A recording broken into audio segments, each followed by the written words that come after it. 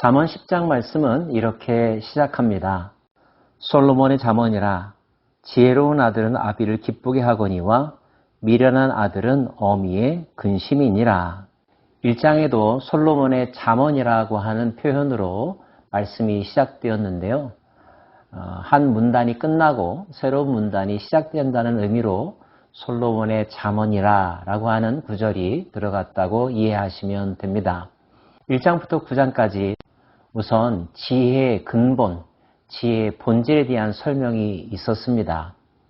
그리고 구체적인 삶에 대한 몇 가지 교훈들도 있었는데요. 가장 많이 다루었던 것은 바로 음행에 관한 것이었죠. 비단 아들만이 아니라 젊은이들이 이성에 대해서, 성에 대해서, 그리고 그들이 우선적으로 쏟아야 될 관심사에 대해서 교훈한 것으로 이해하시면 좋을 것 같은데요. 10장부터는 지혜로운 자를 의인이라고 표현하고 어리석은 자를 악인이라고 표현하기도 한다는 점을 염두에 두시면서 말씀을 읽으면 좋겠는데요. 먼저 3절 말씀입니다. 여호와께서 의인의 영혼은 줄이지 않게 하시나 악인의 소욕은 물리치시느니라. 지혜의 근본은 하나님이라고 이미 살펴본 바가 있죠. 지혜를 구하다 보면 하나님을 만나게 되고 지혜는 하나님이 주신다는 것 이미 살펴보았습니다. 그러한 자가 바로 의인이기도 하고요.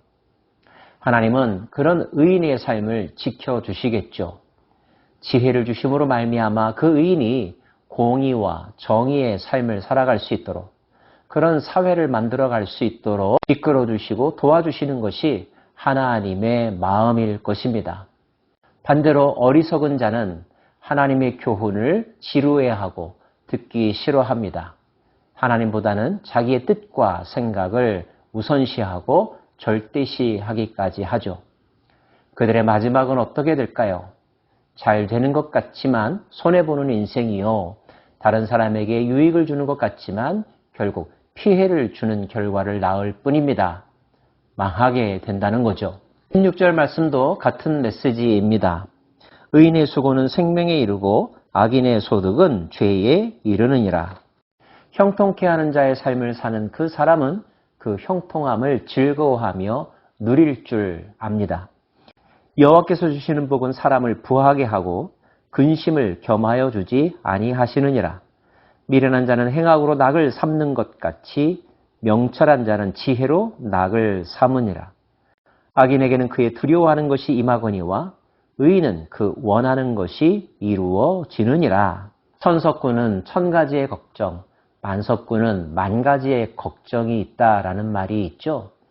거기서 걱정이란 그만큼 할 일이 많다라는 정도로 이해해야 할 것입니다. 만약에 정말 10,000가지 걱정을 떠안고 산다면 만석군이 된다는 것이 어떤 의미가 있겠습니까?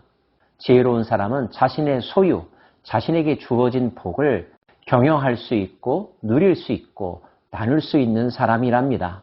여러분에게 재산이 주어졌다면 그 재산이 여러분에게 짐이 되는 것이 아니라 하나님께 대한 예배와 나눔과 행복의 도구가 될 수 있기를 원합니다. 10장에는 부지런한 자와 게으른 자에 대한 교훈도 있습니다. 4절 말씀입니다. 손을 게으르게 놀리는 자는 가난하게 되고 손이 부지런한 자는 부하게 되느니라.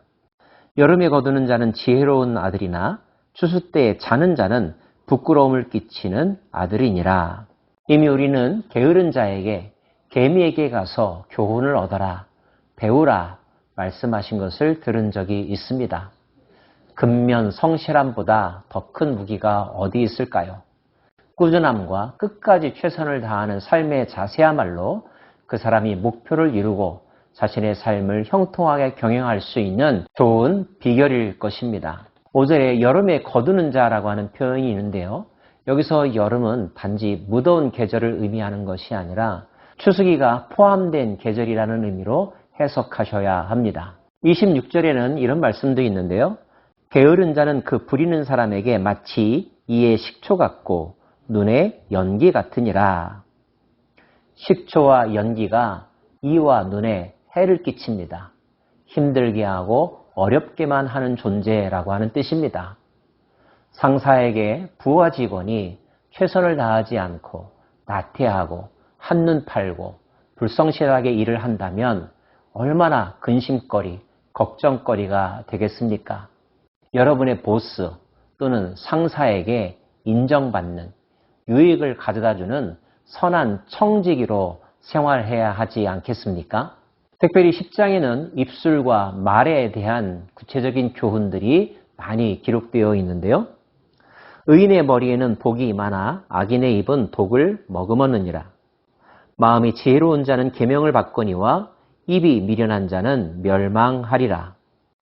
눈짓하는 자는 근심을 끼치고 입이 미련한 자는 멸망하느니라. 의인의 입은 생명의 샘이라도 악인의 입은 독을 머금었느니라. 미움은 다툼을 일으켜도 사랑은 허물을 가리느니라. 명철한 자의 입술에는 지혜가 있어도 지혜 없는 자의 등을 위하여는 채찍이 있느니라. 지혜로운 자는 지식을 간직하거니와 미련한 자의 입은 멸망에 가까우느니라. 말은 곧 그 사람의 인격이라고 합니다. 예수님은 마음에 가득한 것을 표현하는 것이 말이라고 말씀하기도 하셨는데요. 말 한마디에 천냥빚을 갚는 사람이 있는가 하면 말 한번 잘못해서 상대방에게 상처를 주고 기분을 나쁘게 하고 될 것 같은 일들을 망치게 하는 사람들이 있습니다.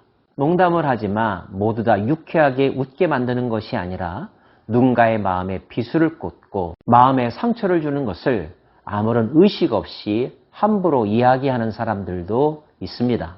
화가 난 사람의 마음을 가라앉히는 부드러운 말, 온유한 말을 하는 사람이 있는가 하면 잔잔한 연못과 같은 마음에 파문을 일으키는 말을 하는 사람들도 있습니다. 여러분은 지혜로운 스피커입니까?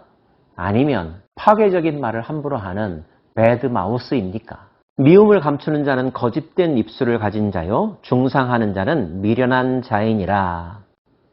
솔직하지 못한 태도에 대하여 경고하고 있는 말씀입니다. 말이 많으면 허물을 면하기 어려우나 그 입술을 제어하는 자는 지혜가 있느니라.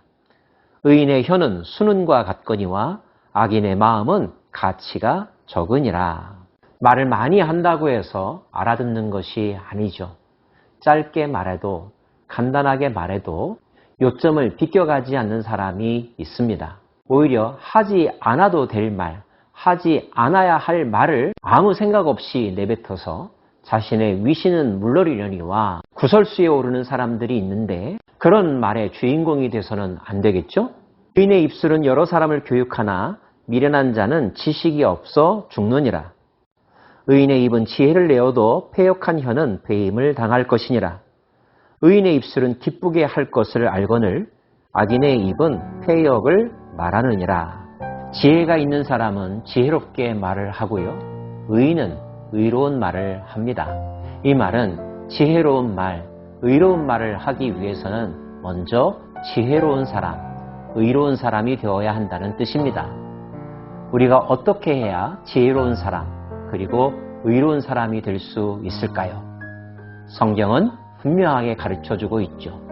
여호와를 아는 것, 여호와의 교훈을 듣는 것, 여호와께 옳다 인정함을 받는 사람이 지혜로운 사람이며 의로운 사람입니다.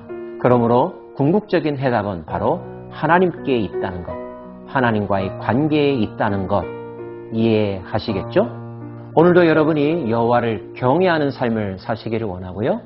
그 여호와께서 주시는 복, 지혜의 복, justification, 의롭다 인정함을 받는 복, 그 복의 주인공들 되기를 바랍니다. 기도하십시다.